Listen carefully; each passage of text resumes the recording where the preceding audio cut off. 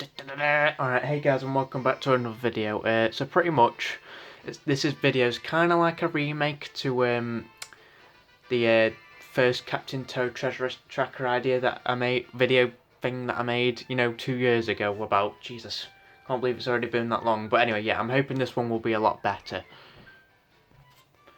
So for this video though, I'm focusing on making it more galaxy related. Well, I mean, I guess I technically did that last time, but ignore that. Just ignore that video existed, alright? And it's not really adding to those old ideas, it's kind of just me adding more shit on to, well, yeah, just some new ideas, not adding stuff on. So, yeah, just some extra shit.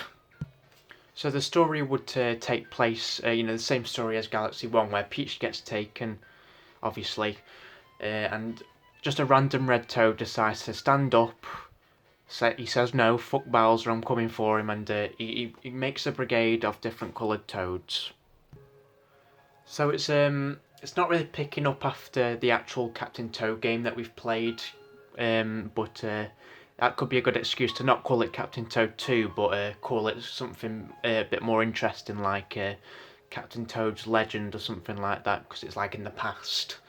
Even though that does sound a bit too cool for Toad, but fuck it, we'll just go with it.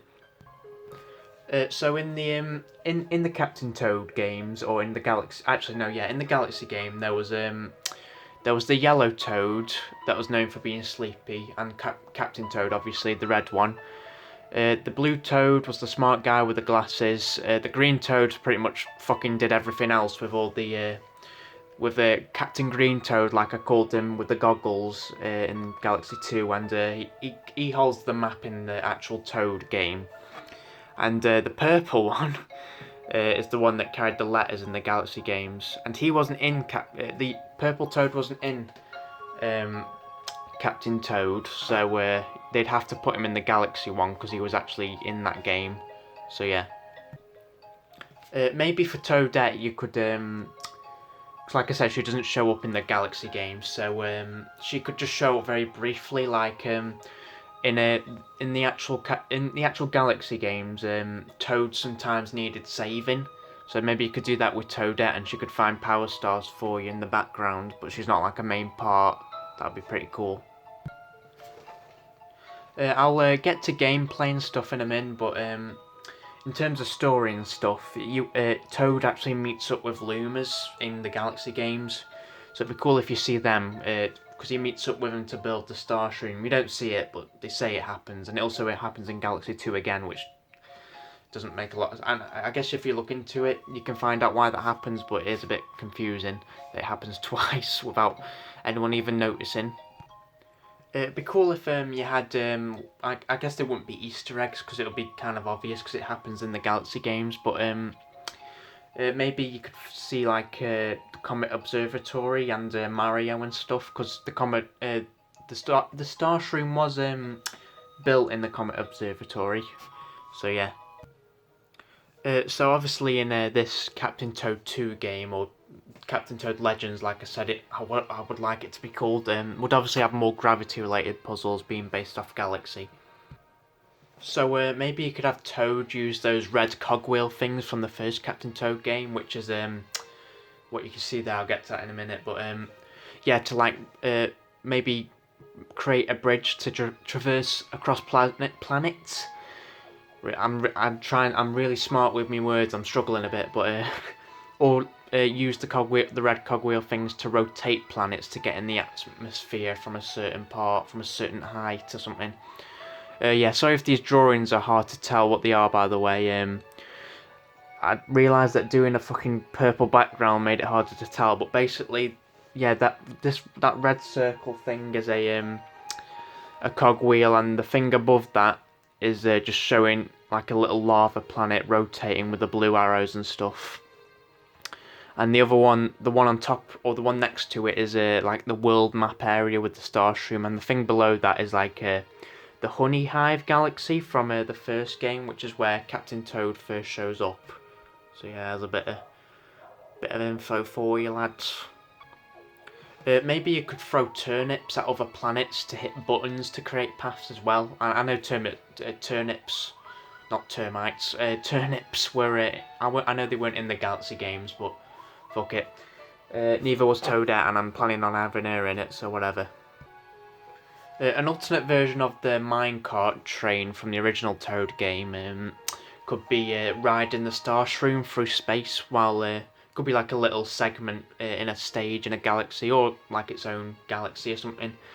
Like the minecart was its own stage in the book of the original. But basically, you'd ride the Starshroom, and you could collect items while doing it. And if you missed something, you'd have to go through the stage again, and you'd avoid enemies like bullet bills and stuff coming for your ass and all that. So like I showed you here, and like what I mentioned a minute ago, I think you should travel around a world map like you do in Galaxy 2, but instead of Starship Mario, it's obviously the Starshroom.